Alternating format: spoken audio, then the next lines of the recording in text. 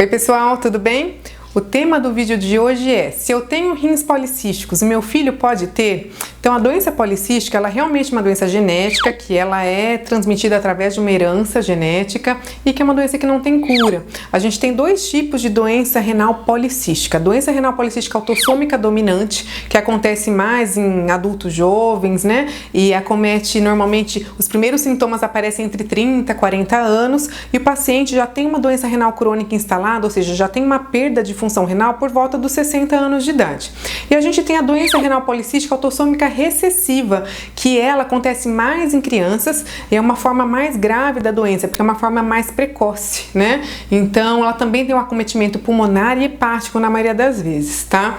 Então, para a gente fazer o diagnóstico de doença renal policística, a gente faz através de exames de imagem. Pode ser tanto ultrassom, que tem um menor custo, uma menor radiação, através também da tomografia e da ressonância magnética, que são exames de maior precisão, porém de maior custo e maior radiação, né? Então é importante avaliar a indicação de cada caso, tá?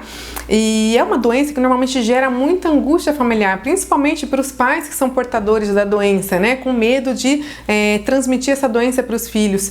Então lembrar que a doença renal policística, principalmente autossômica dominante, basta um dos pais ter o gene defeituoso, ter a doença, para o filho ter 50% de chance de receber esse gene defeituoso e desenvolver a doença, né? Então, 50% de chance de ter, 50% de chance de não ter, tá? Então, o diagnóstico, como eu falei, é baseado na presença de cistos nos exames de imagem. Então, 15 a 25% dos casos não tem antecedente familiar, é como se fosse uma doença nova de aparecimento. Mas para a gente fazer o diagnóstico de rim policístico nessa pessoa que não tem histórico familiar prévio, a gente tem que ter pelo menos 10 cistos em cada rim, de no mínimo 5 milímetros, tá? Então tem que ter bastante cisto mesmo. Nos pacientes que têm histórico de doença renal já, de doença policística, de crianças até 15 anos, a gente fala que tem que ter cistos bilaterais, mais um antecedente familiar, mais aumento do tamanho do rim.